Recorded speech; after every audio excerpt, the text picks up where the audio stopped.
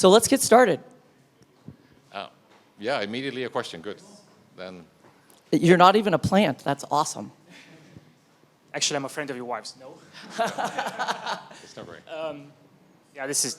It's Is this on? working. Yeah, It's okay. working. Good, good.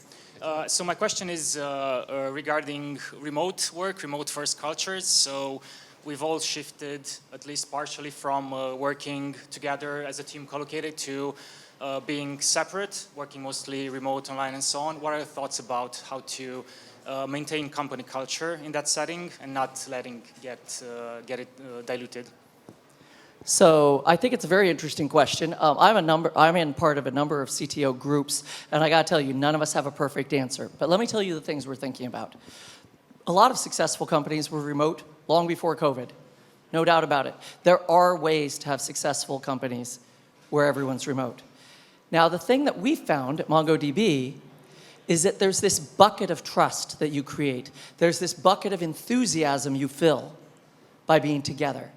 And so what we're doing, at least in my organization, is every quarter we have what's called the get-together week.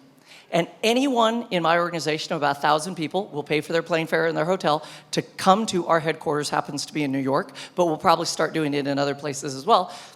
Come and be with others. And all that we ask you to do is you're not allowed to come to New York and do email or code. You have to come to New York and spend the week meeting with people. And so we're doing that. We find that people's engagement scores, we do these what are called pulse surveys at our company. The engagement scores of those people go up markedly. I don't think we all have to be in an office, and frankly, I have always been against this whole line of desks with people with their headphones on. I think it's terrible. I frankly think this gives us the opportunity as a culture to learn a better way of working. Some people, however, want to be in the office. They're in their 20s. They want to meet people. They have an apartment the size of the front of this room. Maybe they and their spouse don't like spending time together. Whatever it is. So we have to also let them have space to come in.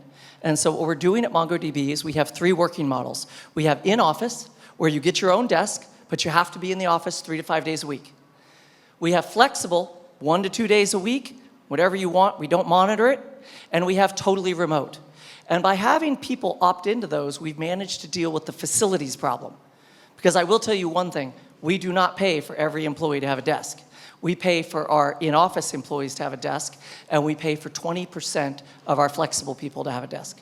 So that's how we're dealing with it. If I was to leave you with one thought, it is focus on refilling that bucket of trust, however that works at your company. Can I have a follow-up question? Sure. I'll give you an example. MariaDB, a company that I was on the board of, has been remote since its founding. And it is a highly successful, highly happy company. Okay, in the quarterly get-togethers, do you have like clear agendas of things that need to be discussed, or is it like a free-for-all, let's just network and stuff like that? It's a great question. They're evolving. We're going to do our 4th in September. And in this one, we've actually been asked to do seminars. So though the week is, 5 days, 40 hours, whatever, we're going to do 6 one-hour seminars during the week where 6 people talk about 6 subjects that are important to research and development. Other than that, completely unstructured, except we also point out to people that we are delighted if you go out to dinner together. We are delighted if you go and expense lunches together. And then we have 1 get-together on Thursday night every week.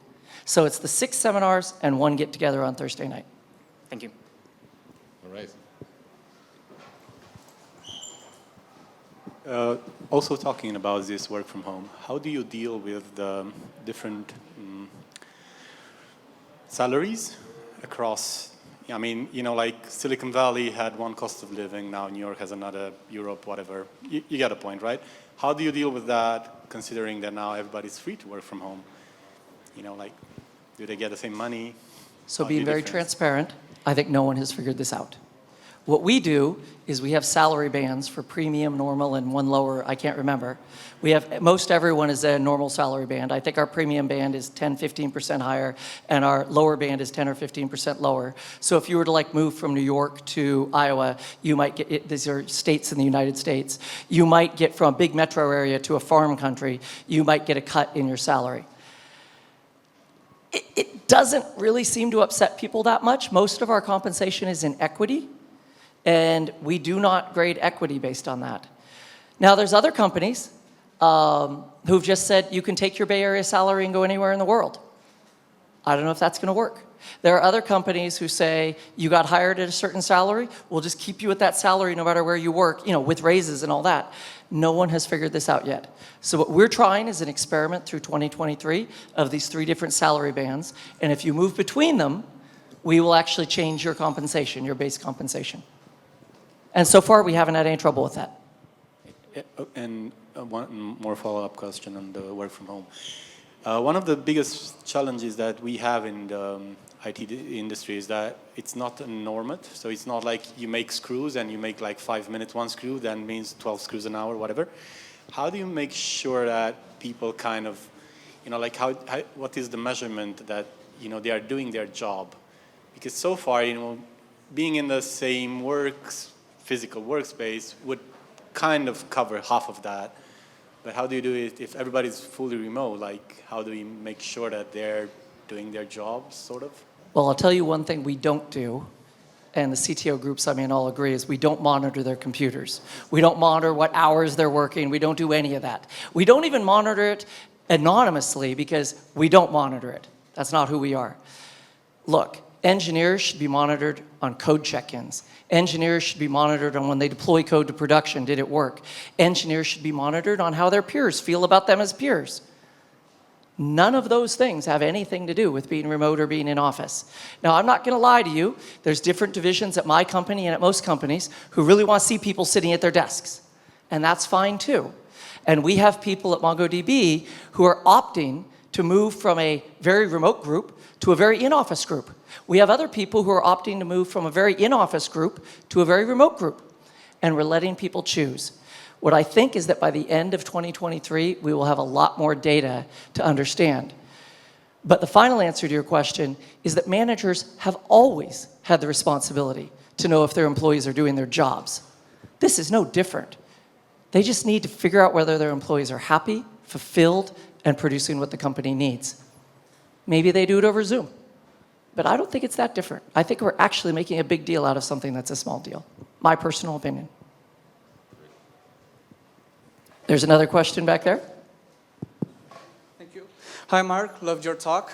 And, Thank you very much. I wanted to ask you, have you ever been in a team that didn't have a clear culture? If so, how did you go about it? And if not, hypothetically speaking, what would you do in a case like this? So the question is about being on a team that didn't have a clear culture. Yes. I did not talk about News Corp in my talk. Because A, I didn't have the time, and B, it would have distracted. Because News Corp had the culture that was no culture, the culture that was every culture. Every boss could set their culture. And that's what I was actually referring to in the talk, about just how stressful those companies are to be in because they're not predictable. So what I did in my job while I was CTO of a small division of News Corp was we actually started writing down our culture. And that's when I discovered that Jeff Bezos quote about writing down your culture is actually discovering your culture, not setting your culture. And I referred to that in my talk today. So what we did is we started writing down our culture, and then we started listening to people who said, that's not our culture. Oh, well, let's change it. And I'm going to tell you, it didn't go that well. I was at News Corp for 3 years, and I don't think I made that much progress. I think Jeff and Andy Jassy are right. Culture takes 5 to 10 years to get set in a company. Thank you. And by the way, thank you for all coming up here and asking questions. And please do reach out on LinkedIn. Hi, Mark. How or when do you think it's the time to write your culture in a small company that is trying to grow? How dependent is the pace that you are growing by having a written culture? So groups of 25 to 30 in the third Dunbar level, below 35 or 50, probably can just get along with each other. Everyone knows what everyone else is doing. Everyone calls each other on their crap and says, no, this is not the way we behave. This is not good. Typically, founders at that small level have an incredibly strong influence on every employee. So frankly, the culture is probably what the CEO or the co-founders want. I think once you bridge past There's a magic milestone for tech companies when less than half of the employees are in engineering. Because as a company grows, when 75% of the company is in engineering, we're not actually a company yet. We're an engineering group throwing spaghetti at the wall trying to make it stick. Once you start having different divisions who have different agendas and who are measured differently is when you need to start writing down your culture. So basically, you asked my second question as well. I wanted to ask how the cultural differences between different locations of your company, different countries that your office is, every office below 20 people or around 20 people, but they all try to work together as a group, as a big company. So how you would accommodate those cultural differences? So, wow, how long do we have? Look, at Grab, I had employees in 9 different countries across 8 time zones. Cluj was one of them. I actually ran a team here. In fact, I hired Philip and bought his company. That's how Philip and I got to know each other and how I came to literally love and adore Cluj. And MongoDB might start an office here someday if I had my way. So how would we deal with the culture in that small office? We would send them, during their onboarding, to company events. We would help them get to know people. But then we'd kind of leave them alone a little bit. Because if they're all sitting, like I have a team in Barcelona that's like 17 engineers, you know what? They have a pretty specific culture, and they're all query engineers, which is a certain type of engineer in software, and we just let them have their own culture. But remember what I said about what it isn't? Those are the bright lines they can't cross. What it is, we kind of let them go a little free and be on their own, but what it isn't, those are bright lines. Because otherwise, people don't know how to interact with them. Thank you. Maybe it's interesting to connect the international aspect to here. Having people in multiple countries is multiple cultures. To what extent is it helpful that people also sort of switch countries every now and then to get to know each other and get to understand each other's cultures more and create more sort of diversity of thought? Yeah, so I think that's a really interesting question because I've traveled a lot. I've been to 100 countries. And I believe that even if you just go visit another country, you will be like, wow, this is different. I moved to Italy, and I found that Italy was stunningly different than the United States. But it was very functional. I know some people might disagree. And it was internally self-consistent. So what you need to learn to do is listen first, figure out why they said that crazy thing that makes no sense in your culture, and you will typically find out there's a darn good reason. So I believe that people should rotate to other places. I saw something on the monitor about this program for doing sabbaticals and stuff in other countries and all that. I didn't get to learn much about it. I think that's a marvelous idea. And what I would do is I would try not to go to a culture which is so different from yours that you will be allergically rejected by the organism. Cluj should probably not rotate through mainland China. India should not rotate through Indonesia. These cultures are so stunningly different, they literally have trouble working together. And I'm not saying anything bad about any of those cultures, I'm just saying they're that different. So I would strongly advise someone early in their career or mid-career to go work someplace else for a year or two.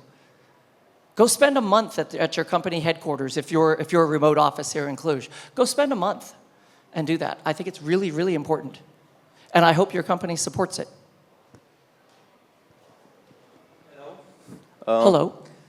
Thank you for taking the time to talk to us today. Very, very inspiring talk. I am a technical lead at a rapidly growing company, and I found that talking to management is a bit intimidating. So talking to CTOs, CEOs.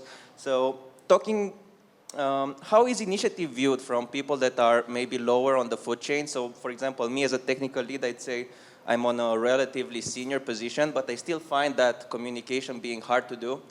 Is that viewed positively? Is proposals that are being brought to the CEO by people like this acceptable or not? Or how does that work? So my observation is that most companies don't have a great culture in that regard. Let's be clear. I mean, what I talked about today was a small set of companies. I think that what you're experiencing is completely normal. Okay. And the way that I try to deal with it is to say, hey, I actually do this. When people are having an argument, I say, turn to the whiteboard. Everyone turns their chairs to the whiteboard. And I say, without talking, for 5 minutes, go write out what's good about your idea. And then I say, again, for 5 minutes, go right under everyone else's idea what's so stupid about it. And then by the time we sit down, we actually find out we have a lot more in common than we thought. So your mechanism may be different. The second thing I say as a CTO all the time is I work for the people who work for me. Now that's a cliche. That's, servant leadership, all that. Everyone knows all that. But I say something one step farther. The customers only care about what the people in support with their hands on the keyboard, the people writing code with their hands on the keyboard, the people in the sales team meeting with customers to learn their needs. Everyone else at the company is overhead, and you better start acting like it, because the customers would only like to have those people who actually make their lives better every day. And if you keep saying that time and time again, you'll find leadership starting to adopt maybe I should listen to these people who our customers care about. Not perfect, but that's my way of addressing it. That makes total sense. Thank you. Hey, so if I understand Can you put the well- mic up closer? Yeah, so if I understand well, when you're talking about writing down the culture, you're writing down the principles you're following in the company. But my feeling is that the culture is actually a combination between principles and the vision of the entrepreneur, of the founder. And when you start a company, you actually start a company because you have a vision. And from that, you just build a mission. And how do you think is the best way to convince your first employees or all the employees to follow your vision as an entrepreneur? You're saying as a CEO? As a CEO, as a founder, as a whatever, yeah. Look, I mean, I talked about Dave, my boss. I mean, I actually went to MongoDB because I wanted to get back into databases, but I really went to MongoDB to work for Dave. He knows how to make me feel completely empowered to do my job and a little bit scared I better do it well, okay? So he sets the culture. So to answer your question, in every talk, he listens and then he gives his reflections. He doesn't give orders, he gives reflections. And what that means is he's pervading his culture. Now, of course, because of the power dynamic, I mean, for God's sake, he's the CEO of a public company, we all interpret his reflections as orders. Let's not Exactly. Okay. I mean, that's the way it is. But at the end of the day, we listen to someone who's humble at the top, and we try to fight the power dynamic. If the power dynamic is too strong, you have Oracle. You have Larry saying on Monday what he thinks the 40,000 person company should do, and by Friday, every single Oracle employee has been told what to do. That is not a collaborative culture. So I think that as a CEO and a founder, you need to spend time listening more than you think. Turn on Crisp on your Zoom calls, and it will tell you at the end of each talk what percentage of the time you talked and what percentage of the time others talked. And if you're talking more than 50% of the time, shut up and learn to listen. And by the way, I got that feedback. I turned on Crisp. It was interesting. Thanks a lot. Other questions? We have one up front.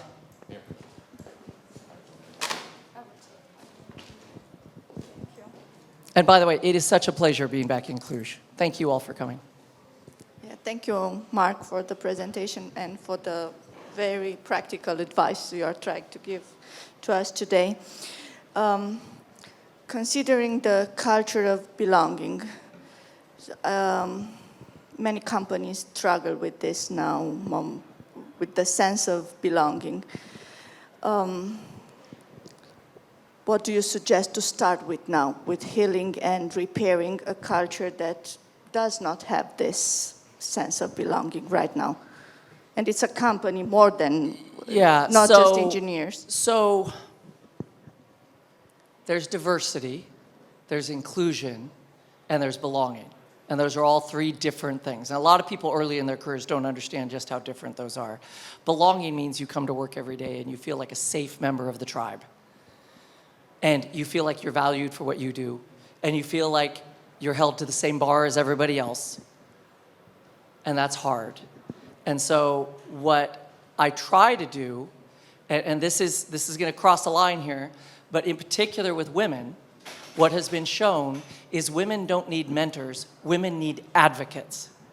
And so what cultures are doing is they're creating advocate structures to talk in what are called underrepresented groups, typically, to talk and then to have them actually go out and advocate. Now, one thing that has been shown, study after study, that doesn't work is going to the underrepresented groups and saying things like, you should stand up for your beliefs, you should be stronger. That doesn't work. What works is listening to those people and then as a person in power, going out and advocating for that group. And so you need to figure out why you don't belong, and you need to figure out people in power. And there is a power dynamic, as much as we hate to say it. You have to get people in power to actually buy in, and buy into changing it. Because they can change it, by the way. You probably can't by yourself. You need people to help you. And so the stereotypical type A leader who goes to a type B person who doesn't feel secure in their role and says, be a type A person, that is destined for failure. You have to figure out another way to do it. I don't know if that helps. We can talk more when we're done. I would like to talk Okay. more. Yeah. Thank you. Okay, there's another question in the back. Uh-oh. It's 2 questions from one person. I must have done something wrong. This one is completely unrelated, and I hope I'm allowed to ask 2 questions. So the first question was about talking to leaders. What about becoming leadership? What does one do? Can you hold closer to the mic? Yeah. Well, what does one do to get to a CTO position? You mentioned that you were a developer at some point, and I'm guessing you had to do or change your mindset to get to that point. What did you do to do that, and what would someone else have to do to get into that position? Okay, so I would advise you all to Google, who are interested in this, 4 kinds of CTO. There's more articles on this than you'd believe. There are 4 separate kinds of CTO. First piece of advice, if none of those jibe with you, stop trying to be a CTO, okay? But if one of them jibes with you, figure out how to be one. So there's the technical CTO, who's really just the distinguished engineer. In fact, my predecessor, Elliot, was an amazing distinguished engineer. He drove the technical direction of MongoDB, and in fact, that's why MongoDB is as successful it is. I am an outbound CTO. I want to talk about the messages of our company. I want to meet with customers. I want to figure out what's going wrong, and I want to take that back into engineering as an envoy. There are 2 other kinds of CTOs I won't waste time on. But the thing that I would advise you above all, 2 things I would advise you above all. Thing number 1, get mentors. Mentors who are not in your command chain, and if possible, not in your company. People who can listen to you and say, I am so sorry, you are completely whining, grow up. Or people who can say, I have some advice. So my mentors are the former CTO of Yahoo, Zod Nazem, a CTO in New York. I have a couple others I won't mention here, but one of them is our chairman of the board, Tom Killalea. That's thing 1, get mentors. Why? Because you need to have people who tell you the truth about what you're doing. Because when you're a C-level, not just a CTO, a C-level, there's one thing different about a V than a C. At all levels up to a V, there's someone above you who knows what you've been through, who knows your domain. As a C, the buck stops with you. Because my boss, Dave, he's never developed code. He's never done marketing. He runs this orchestra, but he doesn't know how the violins work. And so you have to get mentors to help you, thing 1. Thing 2 is, and this is again very detailed and very hard, learn to speak objectively. As a C-level employee, you are expected to speak for the good of your company, for the good of your customers, and for the good of your shareholders. You are not expected to speak for the good of your group. And if you do that, you will quickly become a V. Because all C-levels have to be incredibly objective in everything they do, or it just becomes that picture with the people pointing guns at each other. The C-suite is what holds the company together. So model yourself on other CTOs and figure out how to be objective and get mentors. Thank you. Maybe, And by the way, I have mentors that I've had for 20 years. We still meet quarterly. maybe nice to hook onto this is, you know, not everybody can be the CTO, right? So to what degree can you be successful in your self-development or in your career without actually becoming a manager? Do you have to become a manager? Do you have to become CTO? Is that the route to success? So is anyone here from Grab? Okay, we didn't get any of the Grab people in the room. I wrote a document at Grab about manager or individual contributor. It's about a 10-page document. I didn't take it with me. I should probably rewrite it. And what it talks through is that in most cultures, you think you have to become a manager to succeed. Now, at MongoDB, one of the very first things I did is I looked at the pay scales of individual contributors, which were over here, and the pay scales of managers, which were over here, and they weren't tied together. Like a director wasn't necessarily a principal engineer. I first tied them together. I then looked at the pay scales, and I said, we will make them equivalent. Now, Airbnb did something even more amazing. They took the IC track, and they guaranteed employees that the bands were 5% higher than the manager track, which is amazing. I tried that at Mongo. It didn't work. I was told to not do that. So the first thing you need to do is you need to convince people that the main reason that they probably think they need to become a manager, which is compensation, is off the table. It's job one.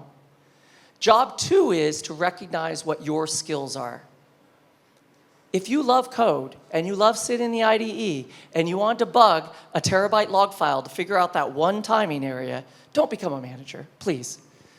But if you love when someone's cat is sick and you have to go cover for them in a meeting, and you love supporting human beings in that way, and you love growing people, and you love watching them not be so naive or not being so argumentative, then become a manager. You have to remove the compensation and power from it. Now, a lot of companies don't do that. Either decide to buy into it, grow up, and be a manager, or find another company. The best companies, MongoDB, Amazon, and Grab, are the three I can talk about, all have exactly equivalent career paths for ICs and managers, and at Amazon it's even better.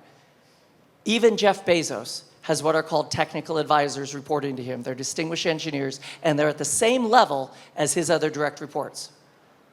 Every manager at Amazon has ICs reporting to them. I, running a group of about 1,000 people, had 5 distinguished senior principal or principal engineers reporting to me, and I had 7 leaders of staff because I needed their individual input at my level. Andy Jassy had the same thing. Jeff Bezos had the same thing. So, to answer your question, find a company, if you want to stay in IC, find a company that supports you. And I'm going to tell you this, it's going to come off a little bit harsh. I can find a director or a VP all day long. Finding principal engineers and distinguished engineers is hard. And so if you want to be valued for your rarity, become a great principal engineer or distinguished engineer. You said something scary somewhere halfway, and you were probably not aware of that. The first time I switched companies, I was sweating and insecure, and it took me about half a year to actually decide to take that step. Afterwards, I go like, what was I thinking? It's actually relatively easy, and so, and so you've done that before, but for many people, this is actually like, it's a scary thing to switch companies. How did you live through that, and what kind of advice would you give in people to say, okay, you know, you can either stay with a company, stick with it, get a sense of belonging, or you're going to go like, no, I'm going to go my life, and companies are supporting my life. So I think your last thing is you hit on it best. We all have a responsibility to know ourselves first. I like to talk about the fact that all of us have 3 sets of stakeholders. We have the person we wake up with, and before anyone else is awake in the house, we see in the mirror. Do we like that person? Is that person growing? We have our stakeholders. For some of us, that's our spouse, our kids. For some of us, it's the people we go drink with on the weekends, whatever it is. And we have our jobs, because we're all in tech. I mean, face it, we're kind of obsessed with what we do, or we wouldn't probably be in tech. And what I like to say is it's your responsibility to know how you feel about all 3 of those groups. And if you feel good about who you are as a person, and you feel like you're a great person with your stakeholders, but work just isn't jibing, It's okay to have any one of those three out of balance. Having two out of balance is bad. But if you feel good about yourself and the company just isn't jibing, go find another company. You will be welcomed. I mean, look, maybe not in Romania. I don't know the situation here. I'm just going to be direct. I do think that COVID and remote work has probably helped Romania even be more present on the world stage, so I hope that. The reality is we're in an age where most of us volunteer to come to work every day. And most of us can volunteer to go find another job and work somewhere else within a month. And so be brave. Don't worry about moving jobs. Now, I will say something that all C-levels look at, that all directors and VPs look at. If you move more than once every 2 years, we start trying to figure out what went wrong. Because most people who move at 2 years, it was going wrong at year 1. And they just took a year to find another job. So stay at a company long enough to really give it a try and dig in. But once you've determined it's not going to work, like it sounds like you're at a company that might have some issues with belonging, be brave. You will be welcomed at a new company. I would advise you all to be brave. Thanks. Okay. How are we doing? I'm doing a time, I'm not quite sure. I'm not sure how we're doing on time because I always take off my watch for keynotes so it doesn't buzz. Yeah, Okay. we started sort of at the end of the time. Yeah. So we should probably... We can do one or two more questions. Yeah, let's entertain one more question. Okay. Oh, I got my reliable person up here in the front. By the way, you got to say your name so that I can... Yeah, hi, my name is Vlad. Vlad, okay. So my second question of the day is regarding your journey from being a developer, a technical person, then a technical leader, and to the point in which you're looks good to me, quote, that caught my attention. How do you get from being a technical person to somebody who is into the growing other people and empowering them and reaching a point, and I'm just assuming here, in which initially you're more into controlling, managing, micromanaging things, and then getting to a point in which you have the confidence and trying to empower your people? So I absolutely have had the micromanagement problem. All of us who code, our job is to tell the computer exactly what to do down to the perfect instruction, or the computer faithfully does what we didn't want it to do. So you have to grow past that, and you have to realize that humans are different things. I decided, after watching people at Oracle, who, by the way, Oracle is a company filled with amazing people. I did say some negative things about its culture, but just unbelievable people at Oracle. I learned to watch them, and I learned what they valued. So I decided I was going to start valuing growing people. And then I decided I was going to start valuing moving products ahead.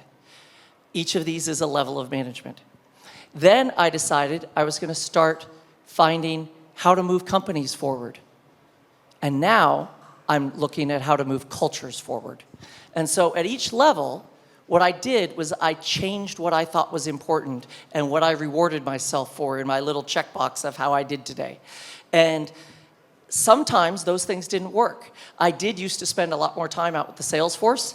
You know, I can only take so much of that. I love talking to customers about technical things. I hate talking to customers about deals. It's not me. So maybe that means I'll never be a CEO. I don't know. But what I would advise you to do is try things on for size mentally. Would I like to grow this person? Would I like to grow this product? Or do I really just want to get back in the IDE and debug that log file? It's all about self-awareness. It really is. And we have to take that ownership. So I have this other thing I say, I hate interviewing college graduates. And the reason why is because they don't know who they are, they don't know what they're good at, they don't know what they're bad at, so how the heck am I supposed to figure it out in an interview? So instead, what we focus on is, do they have great personal skills? And then we bring them on as interns, and we try them out for 6 to 12 months, and we see how it works. But again, they don't know who they are. So you guys all have to take the ownership of figuring out who you are so that the company can work around you. Okay, and unless there's one more, there is one more. Maybe there's a little, I would like to add a little bit to this one. Oh, let's let him add that. A little addition to that is don't worry about it too much. Because during your career, there's something magical that happens is you get older, right? You get more experience, you meet people, you meet other brains, you see examples. And actually, the sheer fact that you're just living and getting older will teach you this. Lots of it. Half of it comes from there. I've had amazing courses and mentors, etc. But I think 50% of my development was just getting older, getting mature. And so half of it will just happen anyway. So don't worry about it too much. And the less you worry about it, by the way, is also the faster you go. Yeah, the other thing Jacco and I talked about before is don't really worry about following your career. Worry about following your aspirations. The things that you do really well better than others, that's what's going to make a magical career for you. If you follow some optical career path where you're kind of mediocre, kind of okay, you don't like your job, everyone can tell that. You can't hide that. And what typically happens is if you follow your aspirations, people go, oh my gosh, they're really good at that. And that becomes your career.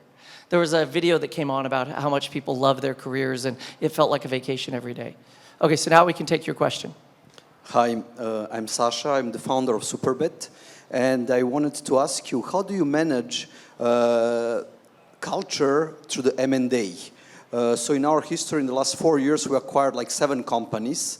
And each of them had a totally different culture. And today it's quite a nightmare for us to figure out which one of them we should leave more autonomous, how much we should influence their culture, how much not. And so on. I'm sure that you had in your past those kind of experience, because some of the companies where you work surely does also some M&A activities, and you end up with people with totally different culture within the organization. So I have a due diligence worksheet. You can imagine I've done a lot of acquisitions in my life, and cultural fit is the same as product fit. We have turned down many companies because of cultural fit, because here's why. Most companies you acquire, you're acquiring at least 50% for the people. Some companies, you're really acquiring mostly for the people.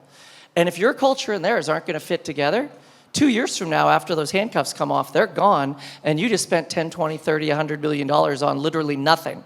Not only that, there's the opportunity cost, which is you went down this path with this company, and now all the people left, and you fundamentally, what happened to Microsoft with Skype. Skype was an amazing company. They were all entrepreneurs. There's articles on this out on the internet. They were amazing. They were entrepreneurs. They moved fast. They got bought by Microsoft. Microsoft's a fine company, by the way. All the hunger went away. Within 2 years, every one of the principal engineers, I believe, left Microsoft. So I would say to you, cultural fit should be during the due diligence, not after. And turn down the company. Because, by the way, there is no stain like the stain on a founder, a CEO, or a CTO for a failed acquisition. You can't get past it with your board. Your board will say, we spent so much money, you told us it was going to go well, and look how bad it went. Thanks. Okay. All right, thanks everyone. Thank you all very, very much.